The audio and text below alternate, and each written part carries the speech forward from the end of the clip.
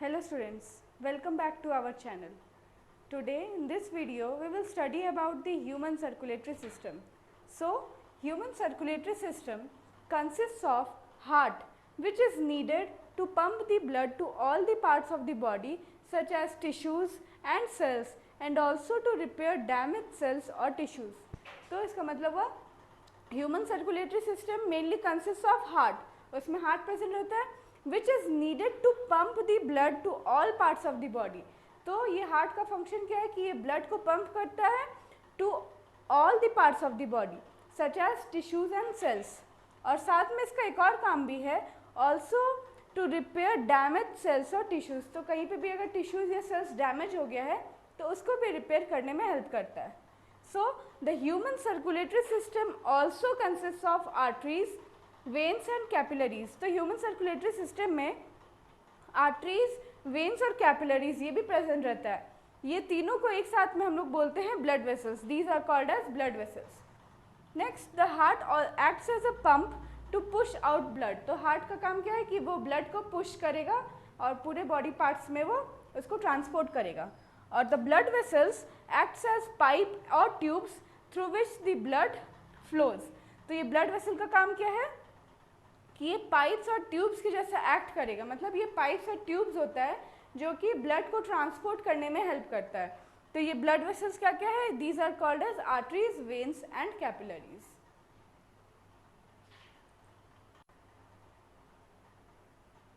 Now we will see the functions of the heart.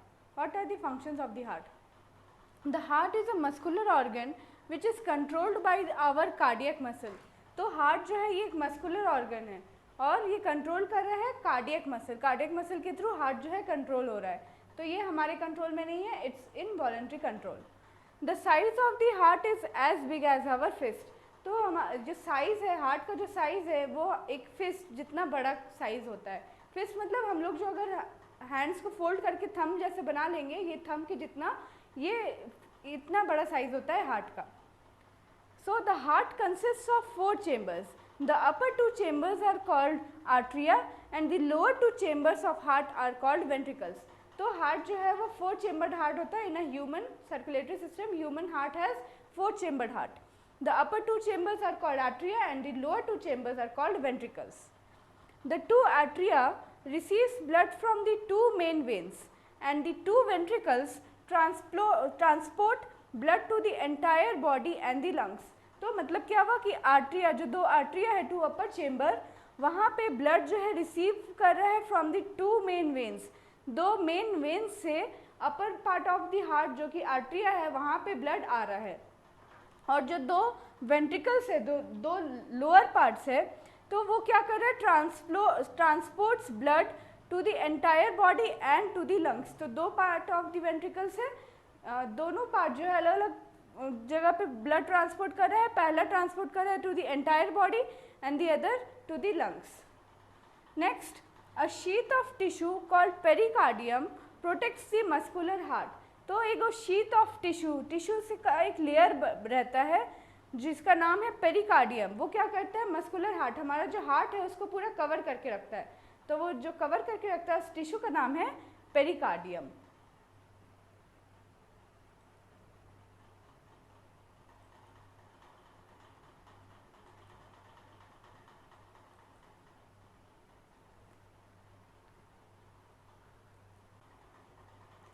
Now we will study about the blood vessels. So the first blood vessels we will study is arteries. Arteries carry oxygenated blood to all the parts of the body. So it undergoes high pressure due to which arteries have thick and elastic walls.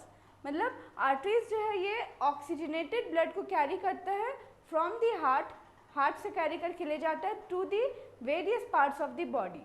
तो इस पूरे body parts में blood को पहुंचना होता है, इसीलिए क्या ज़रूरी होता है कि बहुत हाई प्रेशर ज़रूरी होता है ताकि पूरे बॉडी पार्ट्स में ऑक्सीजन जा सके, मतलब ब्लड जा सके. So it undergoes high pressure, बहुत ही हाई प्रेशर रहता है. तो हाई प्रेशर कैसे रहेगा, due to which arteries have thick and elastic walls. तो हाई प्रेशर को मेंटेन रखने के लिए आर्टरीज जो ट्यूब्स और पाइप्स रहता था वो बहुत ही थिक लेयर का होगा. तो जिसके कारण वहाँ पे बहुत हाई प्रेशर रहेगा, जिसके कारण कि ब्लड जो है पूरे बॉडी पार्ट्स में, पूरे हेड से लेकर के लेग्स तक पूरे बॉडी पार्ट्स में ये ट्रांसपोर्ट हो सके। So next is veins. Veins collect the deoxygenated blood from different organs of the body and bring back to the heart. तो वेन्स क्या है, ये डीऑक्सीजनेटेड ब्लड को कैरी करता है from different organs of the body and bring back to the heart, और वो ये हार्ट में वापस इसको ट्रांसपोर्ट कर देता है। So it is no longer under high pressure. So यहाँ पे वेन्स में क्या है, यहाँ पे हाई प्रेशर नहीं रहता है, due to which veins have thin walls. तो यहाँ पे हाई प्रेशर मेंटेन रखने की जरूरी नहीं पड़ता है, क्योंकि ये पूरे ऑर्गन्स पे तो ऑक्सीजन मिल गया है, और वहाँ पे एक्सचेंज ऑफ गैसेस भी हो गया है, तो वहाँ से वापस डीऑक्सीजनेटेड ब्लड को ले आता है, इसीलिए वहाँ पे हाई प्रेशर ज़रूरी नहीं पड़ता है। So they have the thin walls, तो यहाँ पे थिन वॉल्स प्रेजेंट रहता है। Next is capillaries. On reaching organs और tissues, arteries divides further into capillaries. तो यहाँ पे क्या है, जैसे ही ऑन रीचिंग ऑर्गन्स और टिश्यूज, मतलब जो ब्लड है वो आर्टरीज से मेन पास होता है, फिर वेन्स में जाता है। तो आर्टरीज से पास होने के बाद जैसे ही वो ऑर्गन्स और टिश्यूज पे पहुंच जाता है, तो वहाँ पे आर्टरीज जो है फर्दर और भी स्मॉल ट्यूब्स में कन्वर्ट हो जाता है, तो वही स्मॉल ट्यूब्स को हम लोग बोलते हैं कैपिलरीज। सो आर्टरीज जो है further divides into capillaries where exchange of various materials. वहाँ पे कैपिलरीज में ही मेनली एक्सचेंज ऑफ मटेरियल्स होता है, such as food, oxygen, carbon dioxide takes place. तो वहीं पे माने कैपिलरीज में एक्सचेंज ऑफ गैसेस या exchange of materials takes place.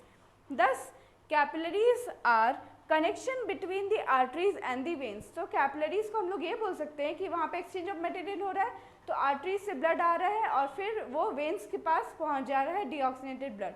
तो आर्टरीज जो कैपिलरीज है वो आर्टरीज और वेन्स के बीच का कनेक्शन है, जहाँ पे एक्सचेंज ऑफ मटेरियल्स, जहाँ पे एक्सचेंज ऑफ गैसेस वहाँ पे हो रहा है।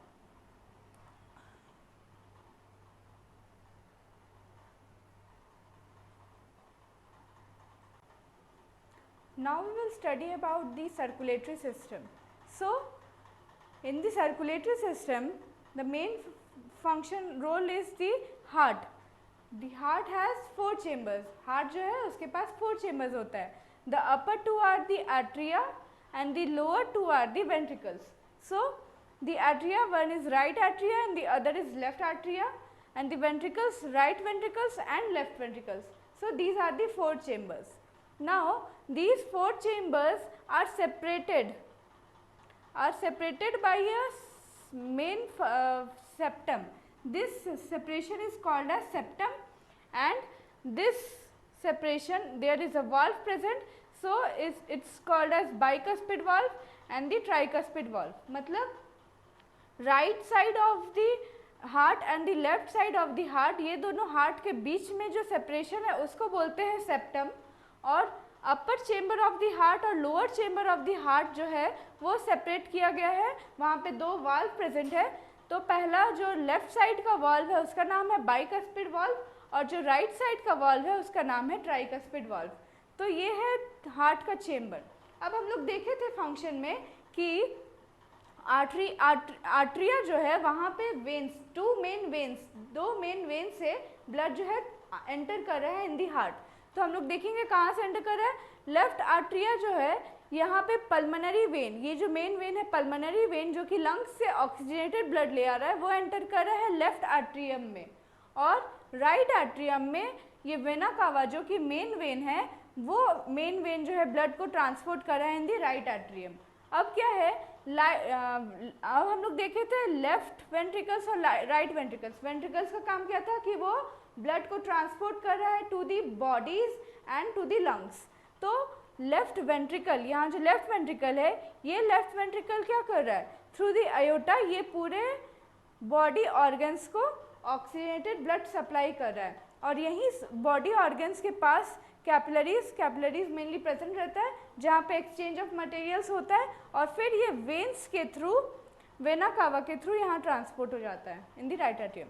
और राइट वेंट्रिकल्स जो है ये क्या कर रहा है, ये ट्रांसपोर्ट कर रहा है blood through the pulmonary arteries to the lungs. तो यहाँ लंग्स के पास एक्सचेंज ऑफ गैसेस हो रहा है, फिर वो हार्ट में वापस ऑक्सीजनेटेड ब्लड ट्रांसपोर्ट कर दे रहा है। तो ये था मेन फंक्शन। हम लोग एक और चीज़ देखे थे कि आर्टरीज, वेन्स और कैपिलरीज का फंक्शन।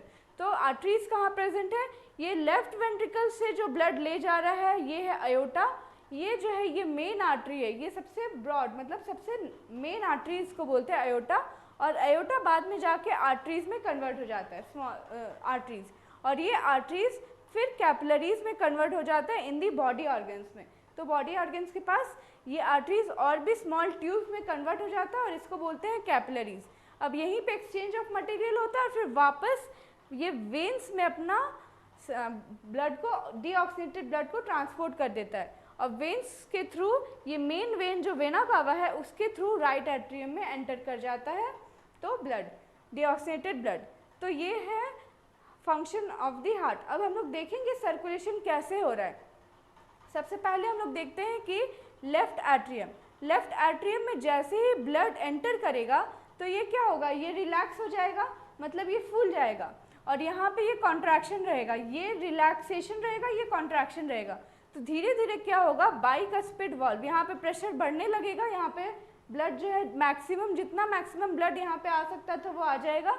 अब एक प्रेशर बन जाएगा जिसके कारण ये जो बाइकस्पिड वाल्व है ये ओपन हो जाएगा, बाइकस्पिड वाल्व यहाँ पे ओपन हो जाएगा और ये धीरे धीरे कॉन्ट्रैक्ट करेगा और ये धीरे धीरे रिलैक्स करेगा लेफ्ट वेंट्रिकल। लेफ्ट आर्ट्रियम जो है ये कॉन्ट्रैक्ट करेगा और लेफ्ट वेंट्रिकल जो है ये रिलैक्स करेगा। तो क्या होगा, अब ये धीरे धीरे फूल रहा है, अब इसमें जितना मैक्सिमम जा सकता था ब्लड वो पहुंच गया।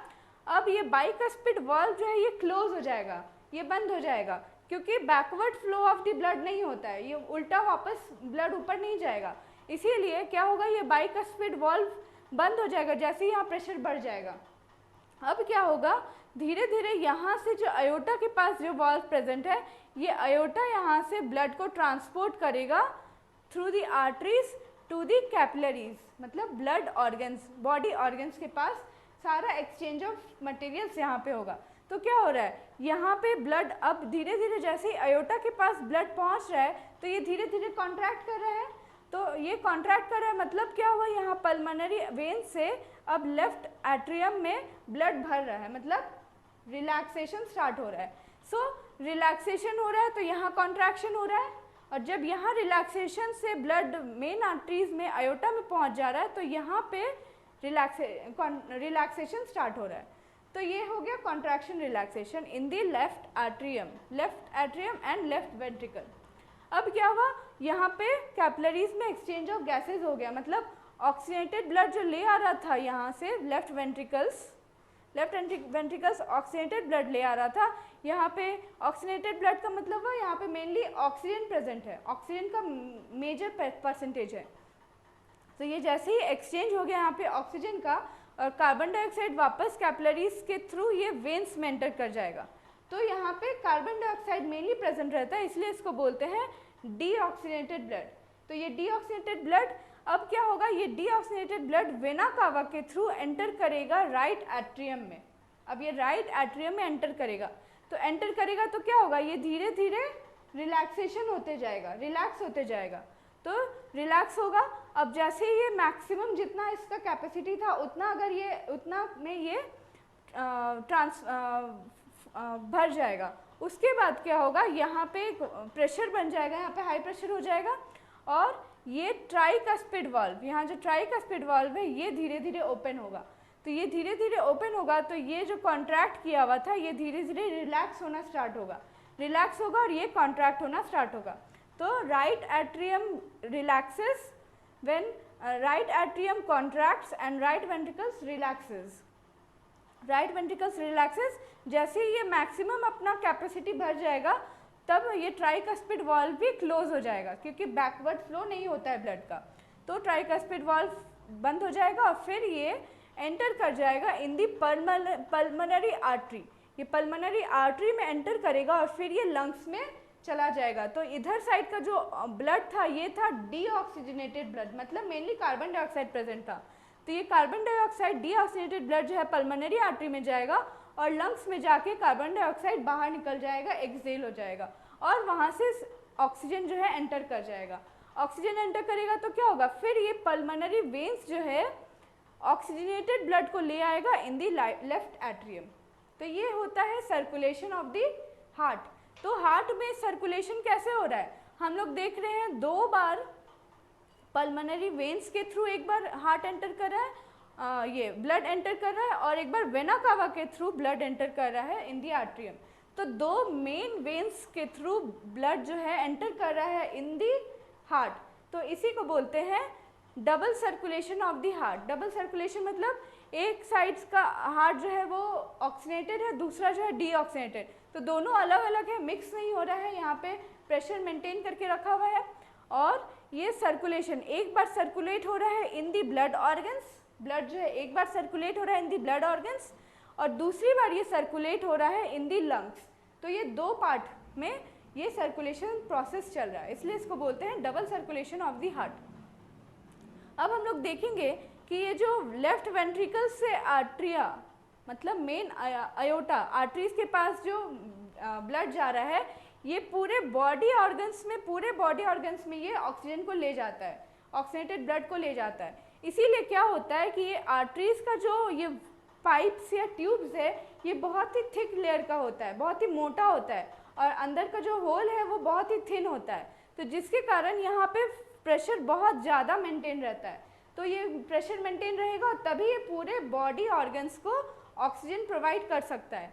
और वहीं पे उसी के साथ ऑक्सीजन जैसे ही मिल जाएगा, वहाँ पे एक्सचेंज हो जाएगा कार्बन डाइऑक्साइड के साथ, और वो वेन्स की तरफ वापस ट्रांसपोर्ट कर देगा।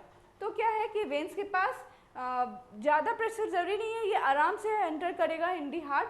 तो इसीलिए यहाँ पे thin wall of the heart, thin wall होता है यहाँ पे। अब एक और चीज़ देखना है, वेना कावा जो मेन वेन है ये 2 पार्ट्स में डिवाइडेड किया गया है।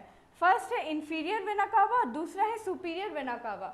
इंफीरियर वेना कावा का मतलब है कि अपर पार्ट ऑफ दी बॉडी का जो अपर पार्ट, हमारे हार्ट से जितना अपर पार्ट्स ऑफ द रीजन है, वहाँ से ये डीऑक्सीनेटेड ब्लड को ले आता है इन दी हार्ट।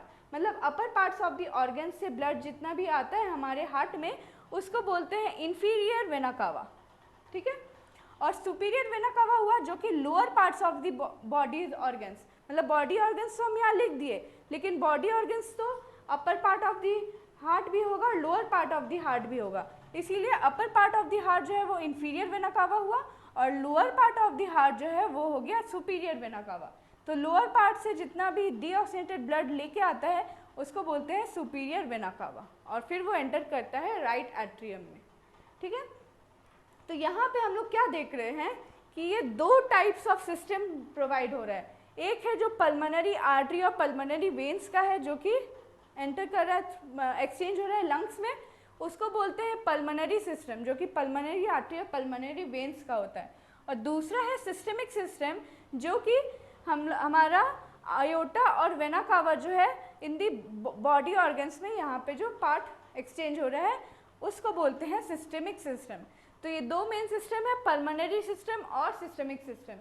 ये 2 मेन सिस्टम से ही हमारा सर्कुलेशन ऑफ द हार्ट हो रहा है। तो ये था double circulation of the heart.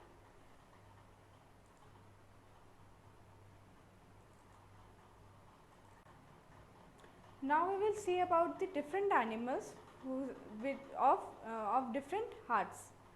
Now the animals such as mammals and birds have 4-chamber heart, so they are warm-blooded animals which needs more amount of energy. तो mammals और birds में 4-chambered heart होता है, जो अभी हम लोग देखे वैसे ही मेन 4-chambered heart होता है, जिसमें कि 2 एट्रियम और 2 वेंट्रिकल्स होता है। और ये लोग का जो ब्लड है ये वार्म ब्लडेड है, क्योंकि ये लोग को बहुत ज़्यादा एनर्जी अमाउंट ऑफ एनर्जी बहुत ज़्यादा ज़रूरी पड़ता है, इसीलिए ये लोग का हार्ट ब्लड जो है वार्म ब्लडेड है। The amphibians and reptiles have 3-chambered heart which consist of 2 atria and 1 ventricle. तो रेप्टाइल्स और एम्फीबियंस ये दोनों जो है ये लोग के पास 3-chambered हार्ट होता है, 2 आर्टरिया और 1 ventricles. So they are cold blooded animals. तो ये कोल्ड ब्लडेड एनिमल्स है। तो यहाँ पे क्या हो रहा है, 2 आर्टरिया है और 1 वेंट्रिकल है। तो यहाँ पे वेंट्रिकल्स में ब्लड जो है वो मिक्स हो जा रहा है, ऑक्सीजनेटेड और डीऑक्सीजनेटेड ब्लड जो है वो मिक्स हो जा रहा है, इसीलिए यहाँ पे मिक्सिंग ऑफ द ब्लड होता है। तो इसीलिए ये लोग का जो ब्लड होता है ये कोल्ड ब्लडेड एनिमल्स है ये लोग। और यहाँ पे जैसे हम लोग देखे थे मैमल्स में या बर्ड्स में, यहाँ पे 4 चेम्बर हार्ट में ये डबल सर्कुलेशन होता है, तो एम्फीबियंस में भी डबल सर्कुलेशन होता है, लेकिन मिक्सिंग ऑफ द ब्लड साथ में प्रेजेंट रहता है, मिक्सिंग ऑफ द ब्लड हो जाता है।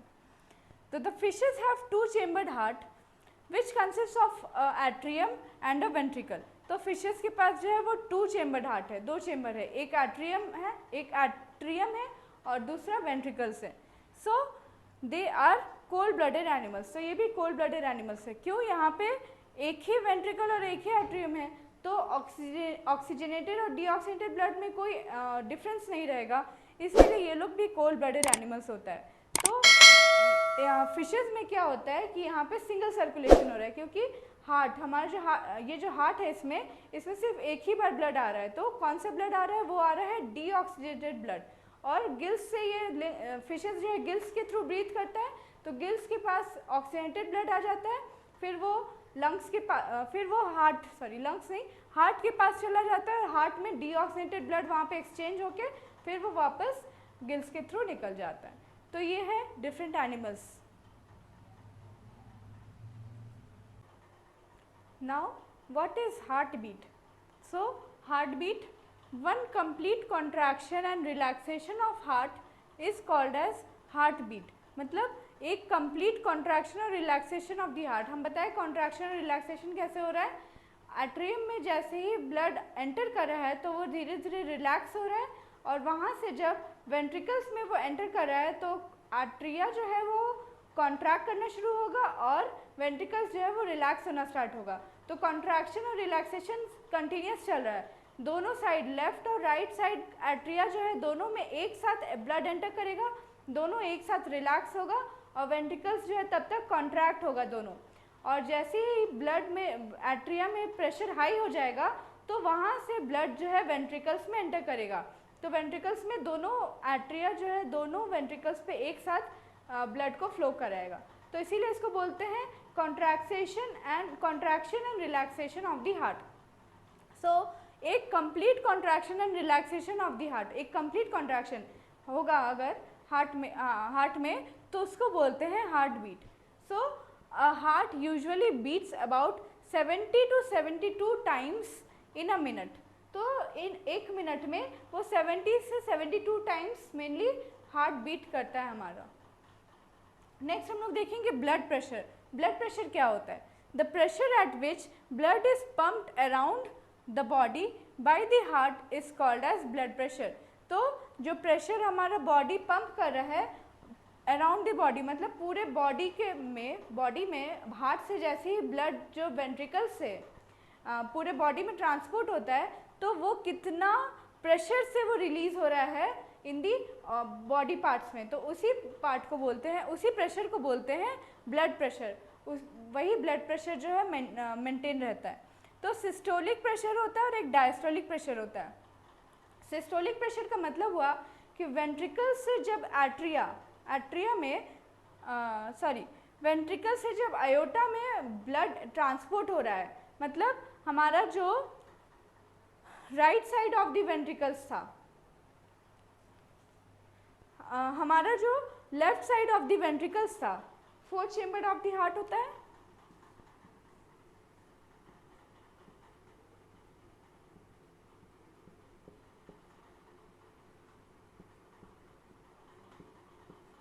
तो 4 चेम्बर ऑफ द हार्ट, ये लेफ्ट वेंट्रिकल से जब आयोटा में ब्लड जा रहा है तो ये कितने प्रेशर से जा रहा है इन दी आयोटा, कितने प्रेशर में ये जा रहा है। हाई प्रेशर रहेगा, यहाँ पे हाई प्रेशर रहेगा, तो हाई प्रेशर के कारण क्या होगा, ये सिस्टोलिक प्रेशर जो है बहुत हाई जाएगा, जितना होता है 120 mmHg, तो ये हाई प्रेशर। और डायस्टोलिक प्रेशर होता है जब ये हाई प्रेशर आयोटा में तो ये एंटर कर रहा है हाई प्रेशर में, लेकिन जब ये बाकी आर्टरीज में जा रहा है तो वहाँ पे प्रेशर धीरे धीरे नॉर्मल होना शुरू हो जाता है। तो at the time when the pressure is normal तो उसको बोलते हैं डायस्टोलिक प्रेशर, जो कि होता है 80 mmHg।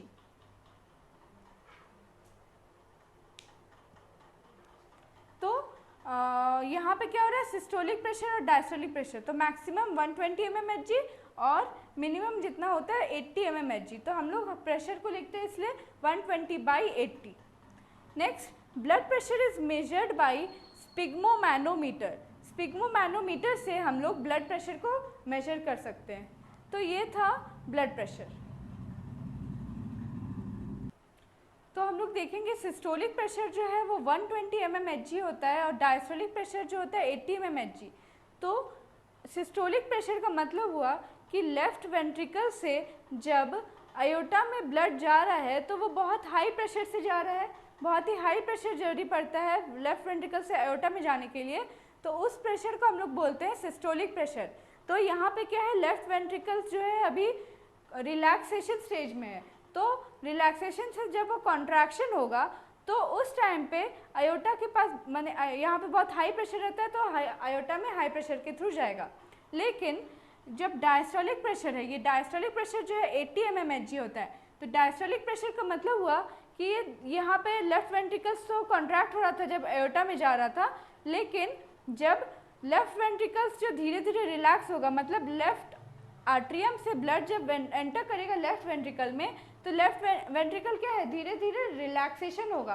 तो उस प्रेशर को हम लोग तब मेजर करते हैं। तो डायस्टोलिक प्रेशर उसी को बोलते हैं और वो होता है 80 mmHg। तो इसलिए हम लोग ब्लड प्रेशर को लिखते हैं 120/80। Next, blood pressure is measured by sphygmomanometer. तो ब्लड प्रेशर जो है हम लोग मेजर करते हैं through स्पिग्मोमैनोमीटर। Now we will study about the lymphatic system. So a system of tiny tubes called lymph vessels transports liquid called lymph from the body tissues to blood circulating system is called as lymphatic system. So lymphatic system मतलब lymphatic system वो होता है जिसमें कि tiny tubes, बहुत small tubes रहता है जिसको हम लोग बोलते हैं lymph vessels। तो वो क्या करता है, ट्रांसपोर्ट्स लिक्विड कॉल्ड प्लाज्मा। वो ट्रांसपोर्ट करते हैं एक ऐसा टाइप का लिक्विड जिसको हम लोग बोलते हैं लिम्फ। तो ये लिम्फ को ट्रांसपोर्ट करता है from the body tissues to blood circulatory system. हम लोग जो सर्कुलेटरी सिस्टम देखे हार्ट का, उसमें ये लिम्फ को वो ट्रांसपोर्ट करता है, which is called as lymphatic system. तो लिम्फेटिक सिस्टम मतलब हुआ कि लिम्फ वेसल्स के through liquid called lymph is transported into this blood circulatory system, इसी को बोलते हैं lymphatic system. Now lymph is another liquid involved in transportation. तो circulatory system में हम लोग देखे थे अभी तक ब्लड तो circulatory system में काम आता है, लेकिन lymphatic system में हम लोग का काम आता है lymph। यही lymph जो है ये circulate होता है, transport होता है in the body में। तो it is present in the walls of the capillaries through which large proteins, plasma fluid and white blood cells enter into the tissue fluid। तो यहाँ पे क्या हो रहा है कि ये जो लिम्फ है, ये लिम्फ जो है, ये लिक्विड जो ट्रांसपोर्ट हो रहा है, ये लिम्फ प्रेजेंट रहता है in the walls of the capillaries. Capillaries जहाँ हम लोग देखे थे बॉडी ऑर्गन्स में, वहाँ कैपिलरीज प्रेजेंट था। तो वहाँ कैपिलरीज में ये लिम्फ भी प्रेजेंट रहता है। तो लिम्फ में क्या होता है कि अगर कोई भी ब्लड एक्सेस अगर बाहर निकल गया उस सर्कुलेशन सिस्टम से, तो वो एंटर कर जाता है इन दी लिम्फ वेसल्स में। ये लिम्फ वेसल में वो सारा ब्लड जो है एंटर कर जाता है। तो वो ब्लड मेनली कंसिस्ट, उसमें क्या क्या रहता है, उसमें मेनली प्रोटीन्स रहता है, उसमें प्लाज्मा, हम लोग देखे थे ब्लड में प्लाज्मा प्रेजेंट रहता है जो कि कलरलेस नेचर का होता है। तो वो प्लाज्मा एंटर कर जाता है और साथ में वाइट ब्लड सेल्स भी एंटर कर जाता है। तो ये वाइट ब्लड सेल्स, प्लाज्मा और लार्ज प्रोटीन्स, ये सब मिला करके एक कलरलेस नेचर ऑफ ब्लड हो जाता है। तो इसी ब्लड को हम लोग बोलते हैं लिम्फ, और ये एंटर कर जाता है इन दी लिम्फ वेसल्स में, enter into the tissue fluid. Tissue fluid मतलब लिम्फ का जो वेसल है, वहाँ से जो कैपिलरी से ब्लड जो निकल गया वो एक खाली स्पेस में टिश्यूज़ में पहुँच जाता है, उसी टिश्यूज़ को बोलते हैं टिश्यू फ्लूइड।